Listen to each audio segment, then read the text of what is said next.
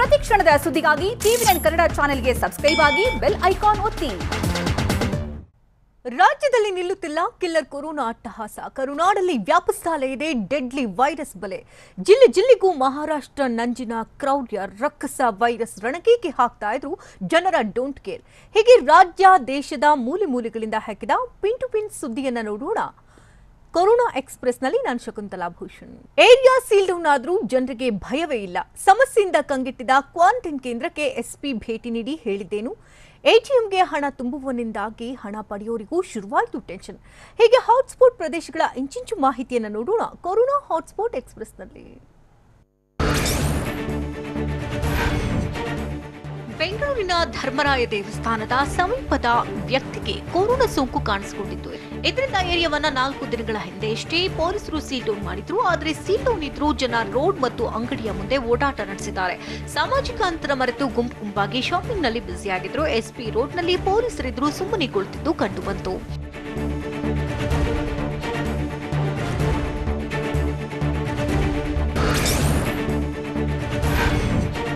ಪಾದ್ರಿಂಪುರ corporate Imran ಪಾಷಾಗೆ corona ಸೋಂಕು ತಗುಲಿದೆ. ಹೀಗಾಗಿ ಇಮ್ರಾನ್ ಪಾಷಾ ಜೊತೆ ಪ್ರಾಥಮಿಕ ಸಂಪರ್ಕ ಹೊಂದಿದ ಪತ್ನಿಯನ್ನ ತಪಾಸಣೆಗೆ ಒಳಪಡಿಸಲಾಗಿತ್ತು. ಮಕ್ಕಳು ಸೇರಿದಂತೆ 11 ಜನರಿಗೆ ನೆಗೆಟಿವ್ ಬಂದಿದ್ದು ಎಲ್ಲರಿಗೂ ರಿಲೀಫ್ ಸಿಕ್ಕಿದೆ. ಸದ್ಯ ಸೋಂಕಿನಿಂದ ಬಳಲ್ತಾ ಇರುವಂತಹ ಇಮ್ರಾನ್ ಪಾಷಾಗೆ ವಿಕ್ಟೋರಿಯಾ ಆಸ್ಪತ್ರೆಯಲ್ಲಿ ಚಿಕಿತ್ಸೆ ನೀಡಲಾಗುತ್ತಿದೆ.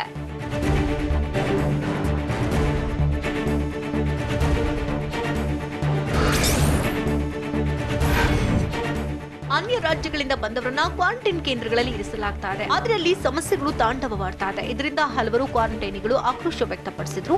ಇದರಿಂದ ಎಚ್ಚೆತ್ತಂತಹ ರಾಯಚೂರು ಜಿಲ್ಲೆಯ ಎಸ್ಪಿ ವೇದಮೂರ್ತಿ ಬೋಳಮಾನದೊಡ್ಡಿ ಬಳಿಯ ಕ್ವಾರಂಟೈನ್ ಕೇಂದ್ರಕ್ಕೆ ಭೇಟಿ ನೀಡಿ ಸಮಸ್ಯೆ ಆಲಿಸಿದ್ರು. ಕಡ್ಡಾಯವಾಗಿ ಸಾಮಾಜಿಕ ಅಂತರ ಕಾಪಾಡಿಕೊಳ್ಳುವುದಕ್ಕೆ ಸೂಚನೆ ಕೊಟ್ಟರು.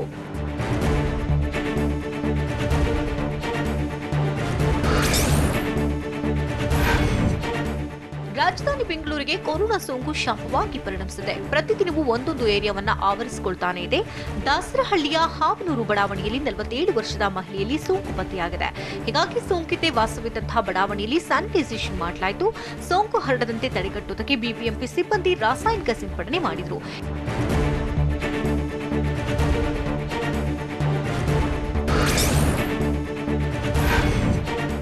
ಎಟಿಎಂಗೆ ಹಣ ಹಾಕುವ ಯುವಕನಿಗೆ ಕೊರೋನಾ ಸೋಂಕು ದೃಢವಾಗಿದ್ದು ಕಲಬುರಗಿ ಜನರಲ್ಲಿ ಆತಂಕ ಹುಟ್ಟಿಸಿದೆ. ಕಲಬುರಗಿಯ 26 ವರ್ಷದ ಯುವಕನಿಗೆ ಸೋಂಕು ದೃಢವಾಗಿದೆ. ಈತ ಎಟಿಎಂಗೆ ಹಣ ಹಾಕುವ ಏಜೆನ್ಸಿಯಲ್ಲಿ ಕೆಲಸ ಮಾಡ್ತಾ ಇದ್ದು ವಾರದ ಹಿಂದೆ ಬೈಕ್ ಅಪಘಾತದಲ್ಲಿ ಗಾಯಗೊಂಡಿದ್ದ. ಆಸ್ಪತ್ರೆಗೆ ದಾಖಲಾಗಿದ್ದ ಯುವಕನಿಗೆ ಕೊರೋನಾ ಟೆಸ್ಟ್ ಮಾಡಲಾಗಿದ್ದು ಬಳಿಕ ಕೊರೋನಾ ಸೋಂಕಿರುವುದು ಬಯಲಾಗಿದೆ.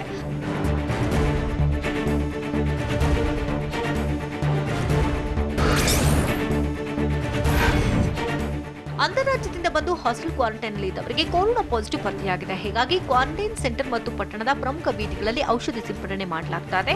ನಿನ್ನೆ ಅಂತರಾಜ್ಯದಿಂದ ಬಂದು ಕ್ವಾರಂಟೈನ್ನಲ್ಲಿದ್ದಂತಹ 11 ಜನರಿಗೆ ಪಾಸಿಟಿವ್ ಬಂದಿತ್ತು. ಇದರಿಂದ ದೇವನಹಳ್ಳಿ ಪಟ್ಟಣದ ಪ್ರಮುಖ ಬೀದಿಗಳಲ್ಲಿ ಅಧಿಕಾರಿಗಳಿಂದ ರಾಸಾಯನಿಕ ಔಷಧಿ ಸಿಂಪಡಣೆ ಮಾಡಲಾಯಿತು.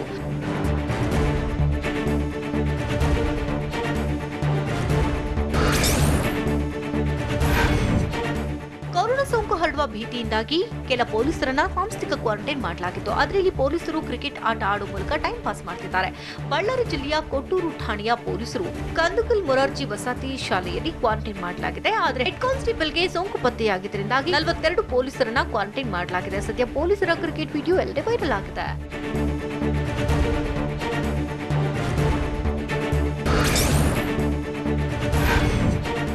ಜೀವನ್ ಭೀಮಾನಗರ ಪೊಲೀಸ್ ಠಾಣೆಯಲ್ಲಿದ್ದಂತಹ ಆರೋಪಿಗೆ ಕೊರೋನಾ ಸೋಂಕು ತಗುಲಿದೆ. ಇದರಿಂದ ಇಡೀ ಪೊಲೀಸ್ ಸ್ಟೇಷನ್ಗೆ ಸ್ಯಾನಿಟೈಸೇಷನ್ ಮಾಡಲಾಗಿದೆ. ಪ್ರೈಮರಿ ಕಾಂಟ್ಯಾಕ್ಟ್ ನಲ್ಲಿದ್ದಂತಹ 24 ಸಿಬ್ಬಂದಿಯನ್ನ ಹೋಟೆಲ್ ಕ್ವಾರಂಟೈನ್ ಮಾಡಲಾಗಿದೆ. ಇನ್ನು ಸೆಕೆಂಡರಿ ಕಾಂಟ್ಯಾಕ್ಟ್ ನಲ್ಲಿದ್ದಂತಹ ಸಿಬ್ಬಂದಿಯನ್ನ ಹೋಮ್ ಕ್ವಾರಂಟೈನ್ನಲ್ಲಿ ಇರಿಸಲಾಗಿದೆ. ಸದ್ಯ ಇಂದಿರಾನಗರ ಮತ್ತು ಹಲ್ಸೂರು ಪೊಲೀಸರು ಜೀವನ್ ಭೀಮಾನಗರ ಸ್ಟೇಷನ್ನಲ್ಲಿ ಕೆಲಸ ಮಾಡ್ತಿದ್ದಾರೆ.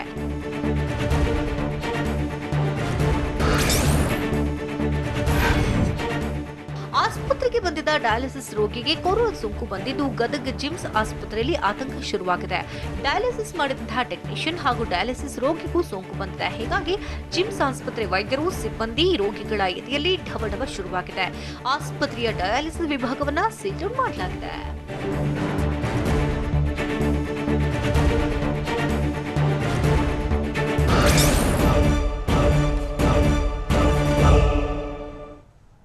ರಾಜ್ಯದಲ್ಲಿಂದು ಕೇಕೆ ಹಾಕಿದ ಕಿಲ್ಲರ್ ವೈರಸ್. ಇವತ್ತು 378 ಜನರ ಕತ್ತು ಬಿಗಿದ ಕ್ರೂರಿ. ಉಡುಪಿಯಲ್ಲಿ 121 ಜನರಿಗೆ ಡೆಡ್ಲಿ ದಾಳಿ. ಯಾದಗಿರಿಯಲ್ಲೂ ಮುಂಬೈ ಮಹಾಮಾರಿ ಅಟ್ಟಹಾಸ. ಸೋಂಕಿನ ಸಾಮ್ರಾಜ್ಯವನ್ನ ಹಿರೇಬಾಗೇವಾಡಿ ಗೆದ್ದದ್ದಾದ್ರೂ ಹೇಗೆ? ಇದೆಲ್ಲವನ್ನ ತೋರಿಸ್ತೀವಿ ಕೊರೋನಾ ಕೇಸಸ್ ಎಕ್ಸ್‌ಪ್ರೆಸ್‌ನಲ್ಲಿ.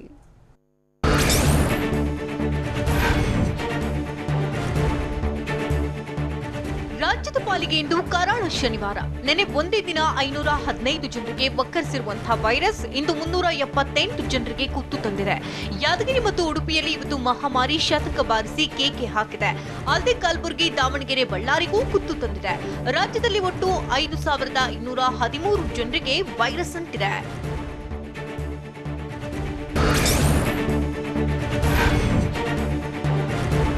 ಉಡುಪಿ ಜಿಲ್ಲೆಯಲ್ಲಿ ಇಂದು ಮಹಾನಂಟು ಭಾರಿ ಹೊಡೆತ ಕೊಟ್ಟಿದೆ.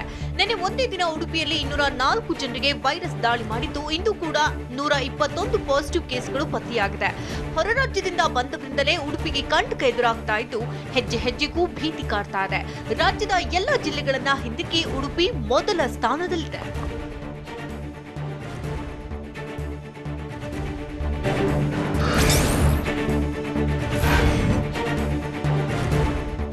ಯಾದಗಿರಿಯಲ್ಲಿ ಇವತ್ತು ಕೂಡ ಕೊರೋನಾ ಮಹಾಸ್ಫೋಟಗೊಂಡಿದೆ. ಜಿಲ್ಲೆಯಲ್ಲಿ ಇವತ್ತು ಒಂದೇ ದಿನ 103ಕ್ಕೂ ಹೆಚ್ಚು ಮಂದಿಗೆ ಕೊರೋನಾ ಪಾಸಿಟಿವ್ ಬಂದಿದೆ. ಈಗಾಗಲೇ ಮಹಾರಾಷ್ಟ್ರದ ನಂಜು ಯಾದಗಿರಿಯನ್ನ ಹಿಂಡಿ ಹಿಪ್ಪೆ ಮಾಡಿದ್ದು, ಇಂದು ಮಹಾರಾಷ್ಟ್ರದಿಂದ ಬಂದ ವಲಸೆ ಕಾರ್ಮಿಕರಲ್ಲೇ ಡೆಡ್ಲಿ ವೈರಸ್ ಪತ್ತೆಯಾಗಿದೆ.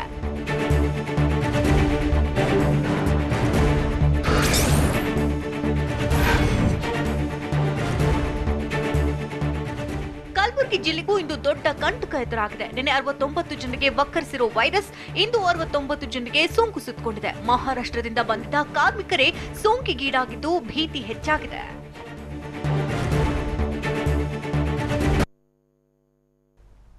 ಸೋಮವಾರದಿಂದ ಓಪನ್ ಆಗೋದಕ್ಕೆ ದೇವಸ್ಥಾನಗಳಲ್ಲಿ ಹೇಗಿದೆ ಸಿದ್ಧತೆ? 2 ಶಕ್ತಿ ಪೀಠಗಳು ತೆರೀತಾ ಇಲ್ಲ ಯಾಕೆ? LKG UKGಗೆ ಆನ್ಲೈನ್ ಇಲ್ಲ ಅಂತ ಹೇಳಿದ್ದು, SSLC ಪರೀಕ್ಷೆಗೆ ಹೇಗಿದೆ ಸಿದ್ಧತೆ? ಇದೆಲ್ಲವನ್ನ ನೋಡೋಣ ಸ್ಟೇಟ್ ಕೊರೋನಾ ನ್ಯೂಸ್ ಎಕ್ಸ್‌ಪ್ರೆಸ್‌ನಲ್ಲಿ.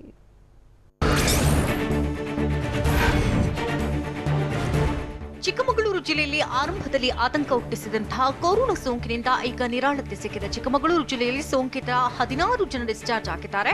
ಪರೀಕ್ಷೆಯಲ್ಲಿ ಕೊರೋನಾ ನೆಗೆಟಿವ್ ಬಂದಿದ್ದರಿಂದಾಗಿ ಬಿಡುಗಡೆ ಮಾಡಲಾಗಿದೆ. ಬಿಡುಗಡೆಗೂ ಮುನ್ನ ಎಲ್ಲರ ವೈದ್ಯಕೀಯ ಪರೀಕ್ಷೆಗಳನ್ನ ಜಿಲ್ಲಾಡಳಿತ ನಡೆಸಿದ್ದು, ಹೀಗಾಗಿ ಚಿಕ್ಕಮಗಳೂರು ಜಿಲ್ಲೆಯಲ್ಲಿ ಯಾವುದೇ ಕೊರೋನಾ ಸಕ್ರಿಯ ಪ್ರಕರಣಗಳಿಲ್ಲ.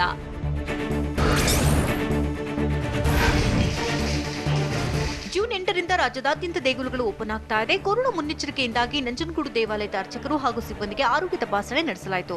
ಅರ್ಚಕರು, ಭದ್ರತಾ ಸಿಬ್ಬಂದಿ, ದಾಸೋಹ ಭವನ ಸಿಬ್ಬಂದಿ ಸೇರಿದಂತೆ 250ಕ್ಕೂ ಹೆಚ್ಚು ಮಂದಿಗೆ ತಾಲೂಕು ಆರೋಗ್ಯಾಧಿಕಾರಿಗಳಿಂದ ತಪಾಸಣೆ ನಡೆಸಿದ್ರು. ಆರಂಭದ ದಿನಗಳಲ್ಲಿ ಹೆಚ್ಚು ಸೋಂಕಿತರನ್ನ ಹೊಂದಿದ ದಕ್ಷಿಣ ಕಾಶಿ ಖ್ಯಾತಿಯ ನಂಜನಗೂಡು ತಾಲೂಕು ಹೊಂದಿತ್ತು.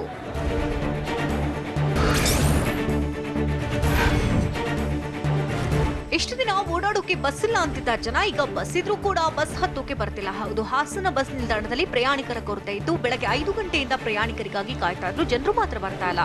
ಕನಿಷ್ಠ 30 ಪ್ರಯಾಣಿಕರಾಗುವವರೆಗೂ ಬಸ್ಗಳು ಹೊರಡಲಿಲ್ಲ. ಗಂಟೆ ಕಾದು ಕೆಲ ಪ್ರಯಾಣಿಕರು ಹೈರಾಣಾದ್ರು. ಇನ್ನು ಜಿಲ್ಲೆಯಲ್ಲಿ ಹೆಚ್ಚುತ್ತಾ ಇರುವಂತಹ ಕೊರೋನಾ ಭೀತಿಯಿಂದ ಜನ ಮನೆಯಿಂದ ಹೊರಬರ್ತಿಲ್ಲ.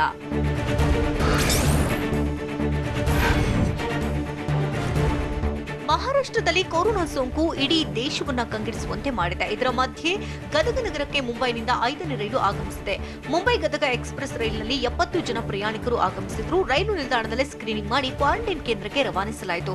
ಗದಗ ಜಿಲ್ಲೆಯಲ್ಲಿ 5 ಕ್ವಾರಂಟೈನ್ ಕೇಂದ್ರಗಳಿದ್ದು, ಕೊಪ್ಪಳ, ಬಳ್ಳಾರಿ, ಧಾರವಾಡ ಜನರನ್ನ ಪ್ರತ್ಯೇಕ ವಾಹನದಲ್ಲಿ ಜಿಲ್ಲಾಡಳಿತ ಕಳಿಸಿದೆ.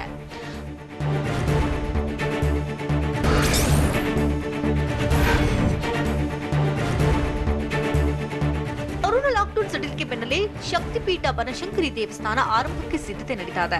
ಬಾಗಲಕೋಟೆ ಜಿಲ್ಲೆಯ ಬಾದಾಮಿಯ ತಾಲೂಕಿನ ಬನಶಂಕರಿ ದೇವಸ್ಥಾನದಲ್ಲಿ ಬೆಳಗ್ಗೆ 9 ಗಂಟೆಯಿಂದ 8:30ರವರೆಗೂ ಭಕ್ತರಿಗೆ ದರ್ಶನ ಭಾಗ್ಯ ಇರಲಿದೆ. ವಿಶೇಷವಾಗಿ ದೇವಸ್ಥಾನದಲ್ಲಿ ನಡೆಯುವಂತಹ ಸರ್ವಾಂಗ ಅಭಿಷೇಕ ವೀಕ್ಷಣೆ ಬಂದ್ ಮಾಡಲಾಗಿದೆ.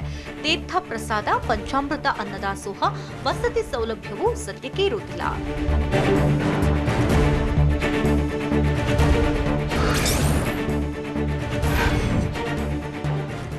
ಕೊರೋನಾ ಸೋಂಕಿನ ಸೋಂಕಿತರು ದಿನೇ ದಿನೇ ಹೆಚ್ಚಾಗ್ತಾ ಇರುವ ಬೆನ್ನಲ್ಲೇ ಬೆಳಗಾವಿ ಜಿಲ್ಲೆಯ 2 ಶಕ್ತಿಪೀಠಗಳು ಜೂನ್ 30ರವರೆಗೆ ಬಂದ್ ಮಾಡಲಾಗಿದೆ. ದೇವಸ್ಥಾನಗಳನ್ನು ತೆರೆಯುವುದಕ್ಕೆ ಅನುಮತಿ ಸಿಕ್ಕರೂ ಸಹ ಸವದತ್ತಿ ತಾಲೂಕಿನ ರೇಣುಕಾ ಯಲ್ಲಮ್ಮ ದೇವಿ ದೇವಸ್ಥಾನ ಮತ್ತು ರಾಯಬಾಗ ತಾಲೂಕಿನ ಚಿಂಚಲಿ ಮಾಯಕ್ಕ ದೇವಿ ದೇಗುಲವನ್ನ ಜೂನ್ 30ರವರೆಗೂ ತೆರೆಯದಂತೆ ಸೂಚಿಸಲಾಗಿದೆ.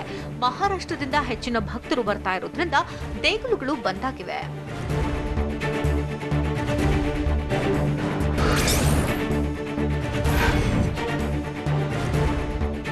ಚಿಕ್ಕಮಗಳೂರು ಜಿಲ್ಲೆಯಲ್ಲಿ ಕೊರೋನಾ ವೈರಸ್ ರಣಕೀಕೆ ಹಾಕ್ತಾ ಇದೆ. ಹೀಗಾಗಿ ಜಿಲ್ಲೆಯಲ್ಲಿನ 2 ದೇಗುಲಗಳನ್ನು ಸದ್ಯಕ್ಕೆ ಓಪನ್ ಮಾಡದಂತೆ ಆಡಳಿತ ಮಂಡಳಿಗಳು ನಿರ್ಧರಿಸಿವೆ. ಶೃಂಗೇರಿ ಶಾರದಾಂಬೆ ಮತ್ತು ಹೊರನಾಡು ಅನ್ನಪೂರ್ಣೇಶ್ವರಿ ದೇಗುಲ ಸೋಮವಾರದಿಂದ ತೆರೆಯುವುದಿಲ್ಲ. ಭಕ್ತರು ಸಾಕಷ್ಟು ಸಂಖ್ಯೆಯಲ್ಲಿ ಬಂದರೆ ನಿಯಂತ್ರಿಸುವುದು ಕಷ್ಟ ಅಂತ ಆಡಳಿತ ಮಂಡಳಿ ಹೇಳಿದೆ.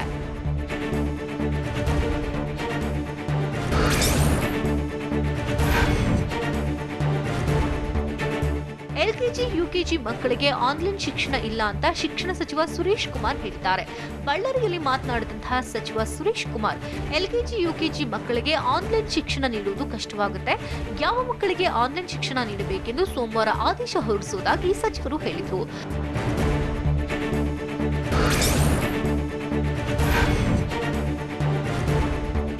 ಕೊರೋನಾ ಲಾಕ್ಡೌನ್ನಿಂದಾಗಿ ಮುಂದೂಡಿಕೆಯಾಗಿರುವ ಎಸ್ಎಸ್ಎಲ್ಸಿ ಪರೀಕ್ಷೆಗೆ ಸಿದ್ಧತೆ ನಡೀತಾ ಇದೆ. ಬಳ್ಳಾರಿ ಜಿಲ್ಲಾಧಿಕಾರಿ ಕಚೇರಿಯಲ್ಲಿ ಶಿಕ್ಷಣ ಸಚಿವ ಸುರೇಶ್ ಕುಮಾರ್ ನೇತೃತ್ವದಲ್ಲಿ ಸಭೆ ನಡೆಯಿತು. ಎಸ್ಎಸ್ಎಲ್ಸಿ ಪರೀಕ್ಷಾ ಪೂರ್ವ ಸಿದ್ಧತಾ ಪ್ರಗತಿ ಪರಿಶೀಲನಾ ಸಭೆಯಲ್ಲಿ ಡಿಸಿ ಎಸ್ಎಸ್ ನಕುಲ್, ಜಿಲ್ಲಾ panchayat CEO Nitish Kumar, SP CK Baba, ಶಾಸಕ ಸೋಮಶೇಖರ್ ರೆಡ್ಡಿ ಸೇರಿದಂತೆ ಹಲವರು ಭಾಗಿಯಾಗಿದ್ದರು.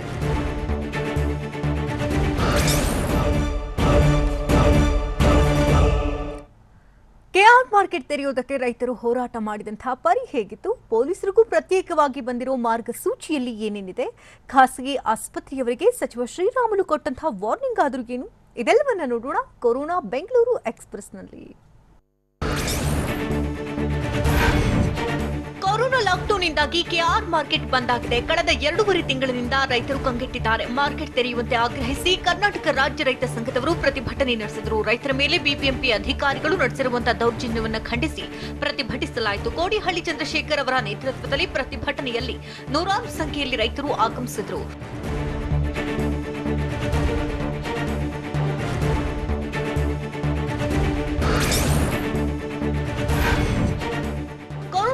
ಪೊಲೀಸರಿಗೆ ಮಾರ್ಗಸೂಚಿ ಬಿಡುಗಡೆ ಮಾಡಲಾಗಿದೆ. ಡಿಜಿ ಮತ್ತು ಐಜಿಪಿ ಪ್ರವೀಣ್ ಸೂದ್ ಸಲಹೆ ಮೇರೆಗೆ ಗೈಡ್ಲೈನ್ಸ್ ಬಿಡುಗಡೆ ಮಾಡಲಾಯಿತು. ಸ್ಟೇಷನ್ ಕಾರ್ಯನಿರ್ವಹಣೆ, ತನಿಖಾ ಪ್ರಕ್ರಿಯೆ, ಬಂದೋಬಸ್ತ್, ಕೋರ್ಟ್ ಕರ್ತವ್ಯ, ಜಿಲ್ಲಾ ಸಶಸ್ತ್ರ ಪಡೆಯ ಕಾರ್ಯ ಸೇರಿದಂತೆ ಪೊಲೀಸರು ಹೇಗೆ ಕೆಲಸ ಮಾಡಬೇಕೆಂದು ಮಾರ್ಗಸೂಚಿಯಲ್ಲಿ ತಿಳಿಸಲಾಗಿದೆ.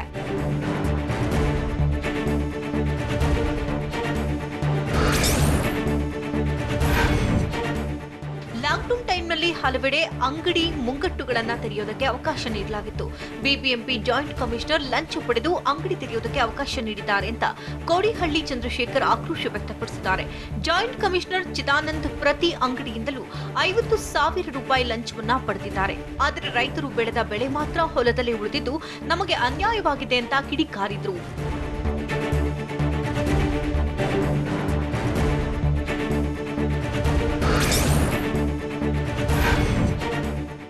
ವೈರಸ್ನಿಂದಾಗಿ ಶೈಕ್ಷಣಿಕ ಸಂಸ್ಥೆಗಳು ಸ್ಥಗಿತಗೊಂಡಿವೆ. ಇದರ ಬೆನ್ನಲ್ಲೇ ಕೊರೋನಾವನ್ನೇ ಕೆಲ ಖಾಸಗಿ ಶಾಲೆಗಳು ಬಂಡವಾಳವನ್ನಾಗಿ ಮಾಡಿಕೊಂಡಿವೆ. ಕೊರೋನಾ ಕಾಲದಲ್ಲೂ ವ್ಯಾಪಾರಿ ಮನೋಭಾವ ಅಳವಡಿಸಿಕೊಂಡಿರತಕ್ಕಂಥ ಕೆಲ ಶಾಲೆಗಳು ಪ್ರತಿಷ್ಠಿತ ಶಾಲೆಯಲ್ಲಿ ತನ್ನ ಹೆಸರು ಮತ್ತು ಲೋಗೋ ಮುದ್ರಿಸಿ ಮಾಸ್ಕ್ ತಯಾರು ಮಾಡ್ತಾ ಇದೆ. ಸುದ್ದಿ ಪ್ರಸಾರದ ಬಳಿಕ ಎಚ್ಚೆತ್ತಂತಹ ಡೆಲ್ಲಿ ಪಬ್ಲಿಕ್ ಸ್ಕೂಲ್ ಇದು ನಮ್ಮ ಸಂಸ್ಥೆಯದಲ್ಲ ಅಂತ ಉಲ್ಟಾ ಹೊಡೆದಿದೆ.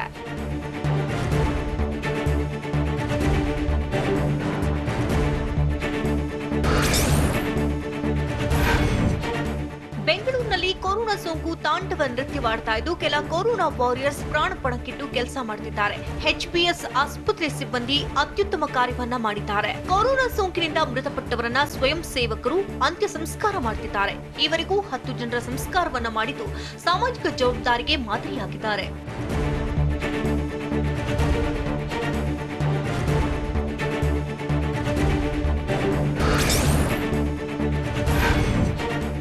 ಲಾಕ್ಡೌನ್ ಸಡಿಲಿಕೆ ಬೆನ್ನಲ್ಲೇ ಸೋಮವಾರದಿಂದ ಹೋಟೆಲ್ಗಳನ್ನ ತೆರೆಯಲಾಗ್ತಾ ಇದೆ. ಹೀಗಾಗಿ ಹೋಟೆಲ್ ಮಾಲೀಕರು ಸಿದ್ಧತೆಯಲ್ಲಿ ತೊಡಗಿದ್ದಾರೆ. ಹೋಟೆಲ್ ಸಂಪೂರ್ಣವಾಗಿ ಓಪನ್ ಆದ ಬಳಿಕ ಯಾವ ರೀತಿ ಮುಂಜಾಗ್ರತೆಯನ್ನು ವಹಿಸಬೇಕು ಅಂತ ಸಿಬ್ಬಂದಿಗೆ ಹೋಟೆಲ್ ಮಾಲೀಕರು ಟ್ರೈನಿಂಗ್ ಕೊಟ್ಟಿದ್ದಾರೆ. ಸಿಬ್ಬಂದಿಗೆ ಪ್ರಾಥಮಿಕ ಆರೋಗ್ಯ ತಪಾಸಣೆ ನಡೆಸಿದ್ದು ಕೆಲಸಕ್ಕೆ ಕರೆಸಿಕೊಂಡಿದ್ದಾರೆ. ಸಾಮಾಜಿಕ ಅಂತರ, ಮಾಸ್ಕ್ ಧರಿಸುವಿಕೆ ಬಗ್ಗೆಯೂ ವ್ಯವಸ್ಥೆ ಮಾಡಲಾಗುತ್ತಿದೆ.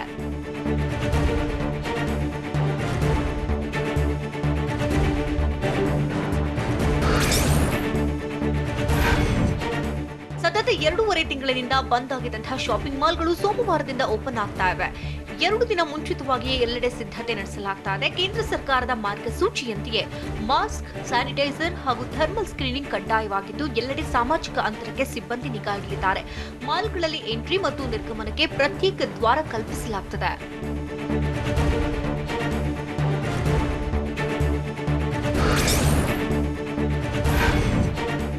ಕೊರೋನಾ ಪೀಡಿತ ಮಹಾರಾಷ್ಟ್ರದಿಂದ ಕನ್ನಡಿಗರು ರಾಜ್ಯಕ್ಕೆ ಮರಳುತ್ತಾರೆ ಇದ್ದಾರೆ. ಮುಂಬೈನಿಂದ ಇಂದು ಕೂಡ ಉದ್ಯಾನ್ ಎಕ್ಸ್‌ಪ್ರೆಸ್ ಆಗಮಿಸಿದ್ದು 431 ಜನರು ಬೆಂಗಳೂರಿಗೆ ಬಂದಿಳಿದರು. ಇದರಲ್ಲಿ ಸಾಂಸ್ಥಿಕ ಕ್ವಾರಂಟೈನ್ಗೆ 158 ಜನರು ಹೋದರೆ ಹೋಮ್ ಕ್ವಾರಂಟೈನ್ಗೆ 65 ಜನರು ತೆರಳಿದ್ದಾರೆ. ಇದರಲ್ಲಿ ಹೋಟೆಲ್ ಕ್ವಾರಂಟೈನ್ಗೆ ಹೋದವರು 9 ಜನ ಹೋಗಿದ್ದಾರೆ.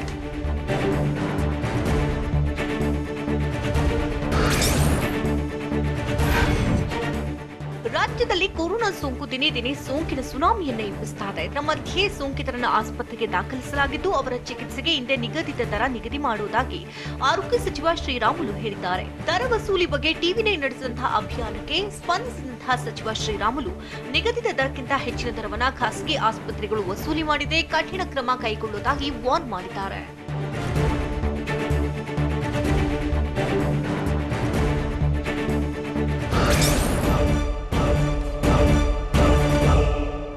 ಇಡಿ ಕಚೇರಿಗೂ ಕೊರೋನಾ ಹರಡಿದ್ದಾದ್ರೂ ಹೇಗೆ? ಸೋಂಕಿನ ಸುಂಟರಗಾಳಿ ಎಬ್ಬಿಸ್ತಾ ಇದ್ರು ಮಹಾರಾಷ್ಟ್ರದಲ್ಲಿ ಲಾಕ್ಡೌನ್ ಸಡಿಲಿಕೆ ಮಾಡಿದ್ದಾದ್ರೂ ಯಾಕೆ? ಕೊರೋನಾ ರೋಗದ ಲಕ್ಷಣ ಇಲ್ಲದವರು ಆಸ್ಪತ್ರೆಗೆ ದಾಖಲಾಗುವ ಅಗತ್ಯವಿಲ್ಲ ಅಂತ ಹೇಳಿದ್ದಾದ್ರೂ ಯಾರು?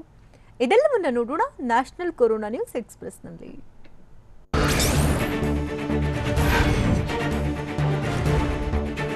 ಕೊರೋನಾ ವೈರಸ್ ಮಹಾರಾಷ್ಟ್ರದ ಪಾಲಿಗೆ ಸಿಂಹ ಸ್ವಪ್ನವಾಗಿದೆ. ರಾಜ್ಯದಲ್ಲಿ ಈವರೆಗೆ 77,793 ಸೋಂಕಿತರಿದ್ರೆ 2,710ಕ್ಕೂ ಜನ ಸೋಂಕಿಗೆ ಬಲಿಯಾಗಿದ್ದಾರೆ.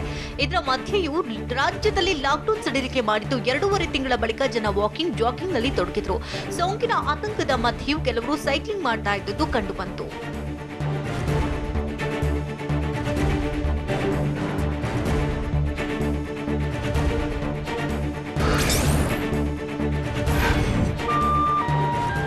ಲಾಕ್ಡೌನ್ ಹೇರಿದ ಬಳಿಕ ಹುಟ್ಟೂರುಗಳಿಗೆ ತೆರಳಿದಂತಹ ವಲಸೆ ಕಾರ್ಮಿಕರು ಇದೀಗ ಮತ್ತೆ ಕೆಲಸಗಳಿಗೆ ಆಗಮಿಸ್ತಾ ಇದ್ದಾರೆ.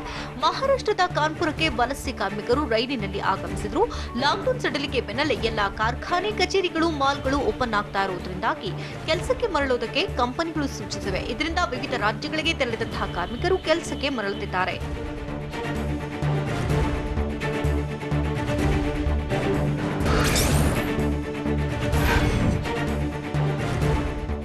ಕೊರೋನಾ ಸೋಂಕಿನಿಂದ ತತ್ತರಿಸಿರುವಂತಹ ಡೆಹ್ರಾಡೂನ್ನಲ್ಲಿ ತೀವ್ರ ಕಟ್ಟೆಚ್ಚರ ವಹಿಸಲಾಗ್ತಾ ಇದೆ. ನಗರದ 100 ವಾರ್ಡ್ಗಳಲ್ಲಿ ಮುಂಜಾಗ್ರತೆಯಿಂದಾಗಿ ಸ್ಯಾನಿಟೈಸ್ ಮಾಡಲಾಯಿತು. ಡಿಸ್ಟ್ರಿಕ್ಟ್ ಮ್ಯಾಜಿಸ್ಟ್ರೇಟ್ ಆಶೀಶ್ ಕುಮಾರ್ ಶ್ರೀವಾತ್ಸವ್ ನೇತೃತ್ವದಲ್ಲಿ ಪಾಲಿಕೆ ಅಧಿಕಾರಿಗಳು ಸ್ಯಾನಿಟೈಸ್ ಮಾಡಲಾಯಿತು. ಕೊರೋನಾ ಸೋಂಕು ಹೆಚ್ಚಾಗಿ ಹಬ್ತಾ ಇರುವುದರಿಂದ ಸಾರ್ವಜನಿಕರ ಓಡಾಟದ ಮೇಲೂ ತೀವ್ರ ನಿಗಾ ಇಡಲಾಗಿದೆ.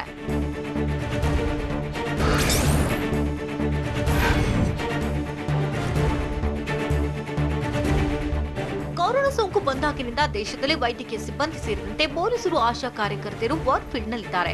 ಹಗಲಿರುಳು ಜೀವದ ಹಂಗು ತೊರೆದು ಕೆಲಸ ಮಾಡುತ್ತಿರುವಂತಹ ವೈದ್ಯಕೀಯ ಸಿಬ್ಬಂದಿಗೆ ಐಟಿಬಿಪಿಯ 2ನೇ ಬಟಾಲಿಯನ್ ಸಿಬ್ಬಂದಿ ಗೌರವ ಸೂಚಿಸಿದರು. ಲುಧಿಯಾನದ ಸಿವಿಲ್ ಆಸ್ಪತ್ರೆ ಎದುರು ಕಮಾಂಡೆಂಟ್ ಸುದೇಶ್ ದರಾಲ್ ನೇತೃತ್ವದಲ್ಲಿ ಗೌರವ ಸಲ್ಲಿಸಲಾಯಿತು.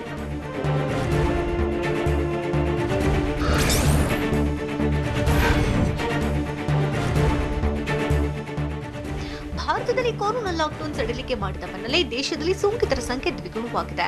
3 ವಾರಗಳಲ್ಲಿ ಕೊರೋನಾ ಪ್ರಕರಣಗಳು ಡಬಲ್ ಆಗ್ತಾ ಇದ್ದು ದಕ್ಷಿಣ ಏಷ್ಯಾದ ದೇಶಗಳಲ್ಲೂ ಇದೇ ಪರಿಸ್ಥಿತಿ ಮುಂದುವರೆದಿದೆ. ಭಾರತ, ಬಾಂಗ್ಲಾದೇಶ, ಪಾಕ್ನಲ್ಲಿ ರೋಗ ಸ್ಫೋಟಗೊಂಡಿಲ್ಲ, ಆದರೆ ಸಂಭವಿಸುವ ಅಪಾಯದ ಬಗ್ಗೆ ಎಚ್ಚರಿಕೆಯಿಂದ ಇರಬೇಕು ಅಂತ WHO ಉನ್ನತ ತುರ್ತು ತಜ್ಞ ಡಾಕ್ಟರ್ ಮೈಕ್ ರಯಾನ್ ಹೇಳ್ತಾರೆ.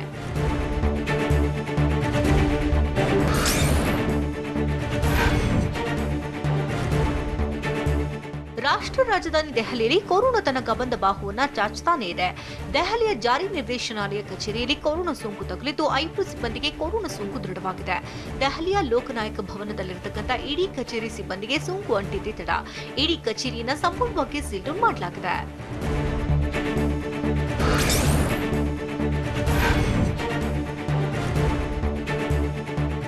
ಕೊರೋನಾ ಸೋಂಕಿನಿಂದಾಗಿ ತಮಿಳುನಾಡು ಕಂಗೆಟ್ಟು ಹೋಗಿದೆ. ಇದರ ಮಧ್ಯೆ ತಮಿಳುನಾಡು ಸರ್ಕಾರದಿಂದ ಖಾಸಗಿ ಆಸ್ಪತ್ರೆಗಳಲ್ಲಿ ಕೊರೋನಾ ರೋಗಿಗಳ ಚಿಕಿತ್ಸೆಗೆ ದರ ನಿಗದಿ ಮಾಡಿದೆ. ಜನರಲ್ ವಾರ್ಡ್ಗೆ ದಾಖಲಾದಂತಹ ಗ್ರೇಡ್ A1, A2 ರೋಗಿಗಳಿಗೆ ನಿತ್ಯ 7,500 ರೂಪಾಯಿ ಹಾಗೂ ಗ್ರೇಡ್ A3 ಮತ್ತು ಗ್ರೇಡ್ A4 ರೋಗಿಗಳಿಗೆ ನಿತ್ಯ 5,000 ರೂಪಾಯಿ ಫಿಕ್ಸ್ ಮಾಡಿದೆ.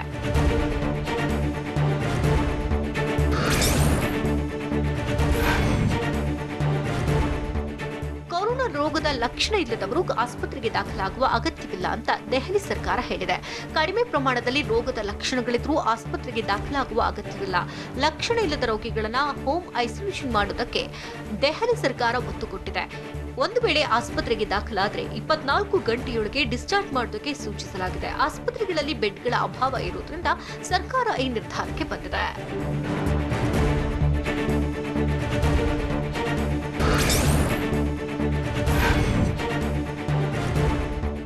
ಭಾರತದಲ್ಲಿ ಕೊರೋನಾ ವೈರಸ್ ಅಬ್ಬರ ನಡೆಸ್ತಾ ಇದ್ದು ಸೋಂಕಿತರ ಸಂಖ್ಯೆಯೇ ಹೆಚ್ಚು ಆಘಾತ ಹುಟ್ಟಿಸಿದೆ. ಕಳೆದ 24 ಗಂಟೆಗಳ ಅವಧಿಯಲ್ಲಿ ಭಾರತದಲ್ಲಿ 9,887 ಹೊಸ ಪ್ರಕರಣಗಳು ಪತ್ತೆಯಾಗಿದ್ದು 294 ಮಂದಿ ಸಾವನ್ನಪ್ಪಿದ್ದಾರೆ. ದೇಶದಲ್ಲಿ 1,15,942 ಕೊರೋನಾ ಸಕ್ರಿಯ ಪ್ರಕರಣಗಳಿದ್ದು 1,14,073 ಜನ ಗುಣಮುಖರಾಗಿದ್ದಾರೆ. ಈ ಮೂಲಕ ಇಟಲಿಯನ್ನು ಭಾರತ ಹಿಂದಿಕ್ಕಿದ್ದು ವಿಶ್ವದಲ್ಲಿ ಅತಿ ಹೆಚ್ಚು ಸೋಂಕಿತರ ರಾಷ್ಟ್ರಗಳಲ್ಲಿ ಭಾರತ 6ನೇ ಸ್ಥಾನಕ್ಕೆ ಏರಿಕೆಯಾಗಿದೆ.